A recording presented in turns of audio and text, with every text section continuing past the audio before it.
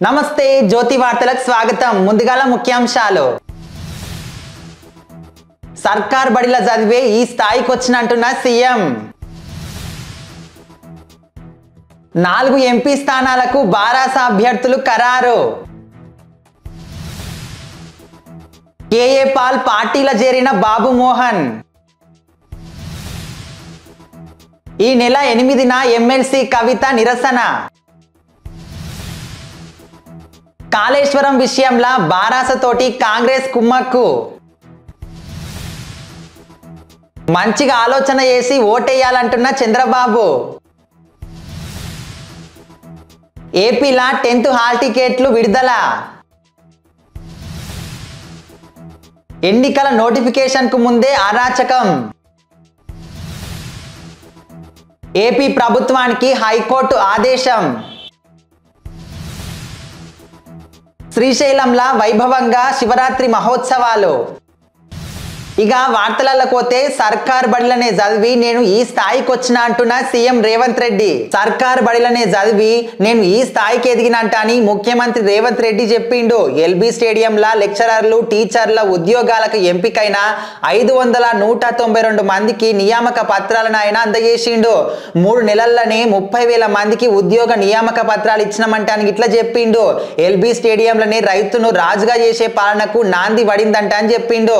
తెలంగాణ సాధనల నిరుద్యోగులు యువత పాత్ర ఎంతో గొప్పది.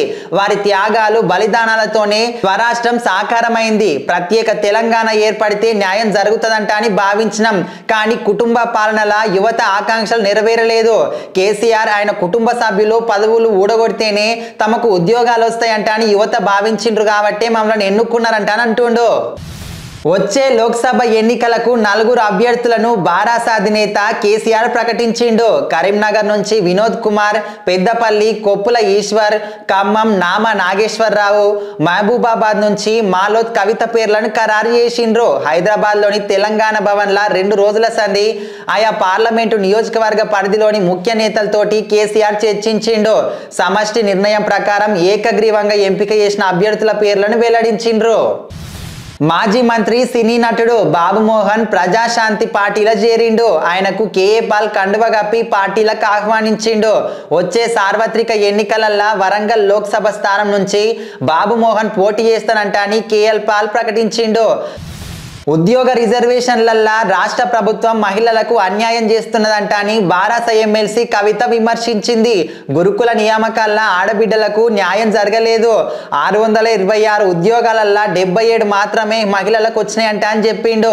హైదరాబాద్లో ఆమె మీడియాతోని మాట్లాడింది. ఈ నెల 8న మహిళా దినోత్సవం సందర్భంగా రిజర్వేషన్లల్లో జరుగుతున్న అన్యాయం మీద నిరసన కార్యక్రమం చేపడతామంట అని ధర్నా చౌక్ల భారత జాగృతి ఆధ్వర్యంలో నల్ల బ్యాడ్జీల తోటి నిరసన వ్యక్తం చేస్తామంట అని చెప్పింది. వికసిత్ భారత్ కోసం తమ పార్టీ కృషి చేస్తున్నదంట అని ప్రధాని నరేంద్ర మోదీ అన్నాడు. ఆదిలాబాద్లో భాజపా ఆధ్వర్యంలో నిర్వహించిన విజయ సంకల్ప సభలో మాట్లాడిండు. ఇది ఎన్నికల సభ కాదు, అభివృద్ధి ఉత్సవం అంట అని చెప్పిండు. 15 రోజులల్లా 5 ఎయిమ్స్ను ప్రారంభించినట్లు చెప్పిండు.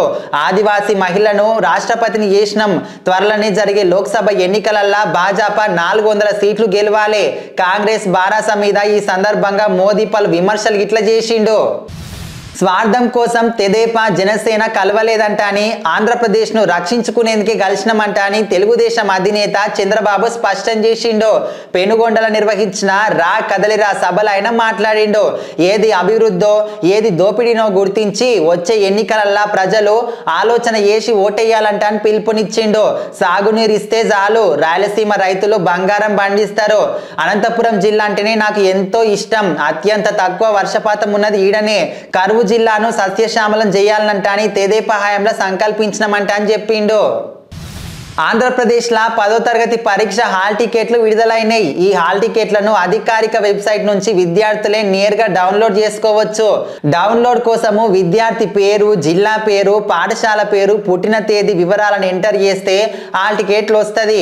మార్చి 18 నుంచి 30 వరకు 10th పరీక్షలు జరుగుతాయి. పొద్దుగాల 9:30 నుంచి మధ్యాహ్నం 12:45 దాకా ఈ పరీక్షలు ఉంటాయి. ఓటమి ఖాయమంటాని జగన్ కు తెలిసిపోయింది. ముసుగు తీసేసి ఫ్యాక్షనిస్టు పోకడలతోటి అందరినీ బెదిరిస్తున్నాడంట అని నారా లోకేష్ అంటుండో. ఆయన నియంత పోకడలను తట్టుకోలేక నెల్లూరు జిల్లాలోని సీనియర్ నేతలంతా ఇటీవల తమ అధినేత చంద్రబాబు సమక్షంలో తెదేపాల చేరిండ్రు. ఇది జీర్ణించుకోలేని సీఎం తెదేపా నేతల ఇండ్ల మీద పోలీసులను ఉసిగొల్పుతున్నాడంట అని మండిపడ్డాడు.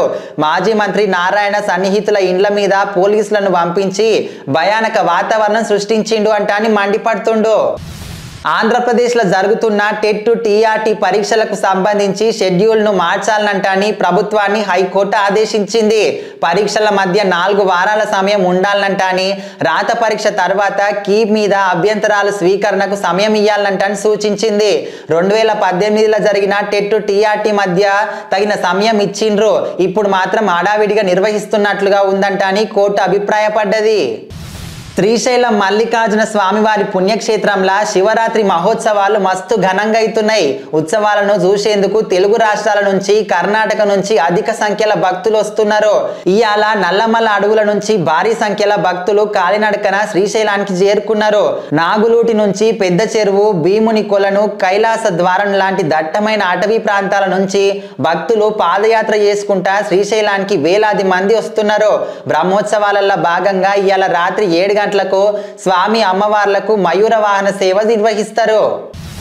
ఇలాంటి వార్తలు అయిపోయినాయి. మళ్ళొచ్చే వార్తలలో మళ్ళా కలుద్దాం. శనార్థి.